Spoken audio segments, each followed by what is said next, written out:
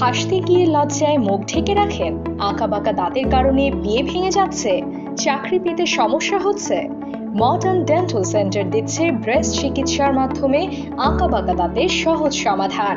আশেপাশের দাঁত ক্ষতিগ্রস্ত না করে এখন যে প্রতিষ্ঠানের অ্যাড দেখলেন মডার্ন ডেন্টাল সেন্টারে, গত 17 মাস চিকিৎসা নিয়ে আমি প্রতারিত হয়েছি। আমার অনেকটা দাঁত আঁকাবাঁকা ছিল, উঁচু ছিল, যার কারণে আমি এই প্রতিষ্ঠানে যোগাযোগ করি। যোগাযোগ করার পরে এরা আমারে চেম্বারে আসতে বলে। চেম্বারে যাই। চেম্বারে যাওয়ার পরে যে দাঁতের যে মডেলগুলো দেখছেন এই মডেলগুলো নেওয়ার পরে তারা আমারে বলে যে 1 বছরের মতো সময় লাগবে ও 60,000 টাকা লাগবে এই দাঁতগুলোকে সুন্দর একটা শেপে আনতে।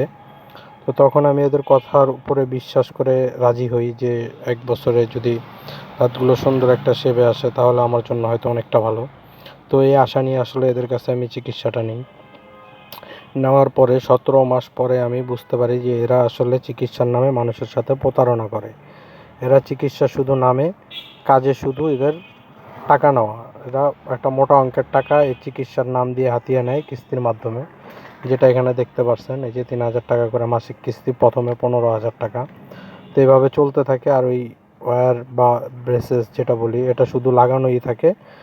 আর এটা লাগানোর পরে থেকে এদের কিস্তি চালু। তো এটা যতদিন থাকবে এতদিনই কিস্তি দিতে হবে। তো এরা চায় যে আসলে অনেকটা লং টাইম আসলে আপনার দাঁতে এগুলোটা পরানো থাক।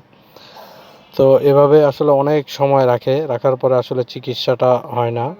তো ওরা চাইলে এই চিকিৎসাটা আরও অনেক দ্রুত করতে পারে, মানুষের অর্থ বা সময় দুইটাই বাঁচাইতে পারে, কিন্তু না, এরা আসলে ওই টাকার জন্য এরা আসলে মানুষের সাথে এরকম প্রতারণা করে, অনেক সময় রাখে কিন্তু কোনো ফলাফল আসে না।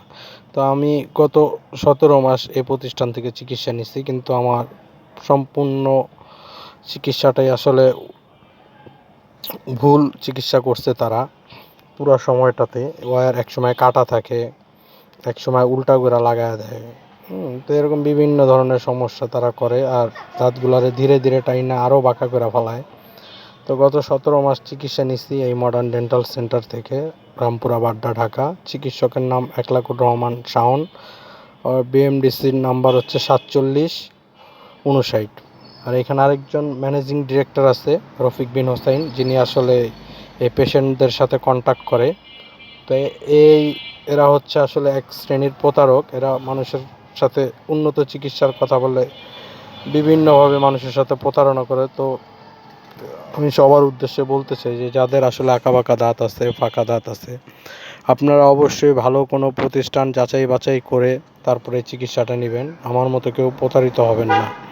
তো এখানে দেখতে পাচ্ছেন যে আমি 17 মাস চিকিৎসা নেওয়ার পরে যে আমার দাঁতের যে কন্ডিশন দেখেন, এখানে পুরো দাঁতগুলারে টাইনা ঘুরায় ফেলাইছে। কোনো সুন্দর শেপ তো আসেই নাই, বরঞ্চ আরও দাঁতগুলার অনেক ক্ষতি করছে। তার ভিতরে 2টা দাঁত তারা ফালায়া দিছে। এটা ভুলভাবে এই 2টা দাঁত ফালাইছে। ফালানোর পরে এখন এটা খুবই কষ্টদায়ক। দাঁতগুলারে অনেকটা ফাঁক করে ফালাইছে। খাবার খাইলে এখন খাবার আসলে অনেকটা আরাম থেকে যায়, এরকম আর কি। খুবই যন্ত্রণাদায়ক এই চিকিৎসাটা তারা আমারে দিছে।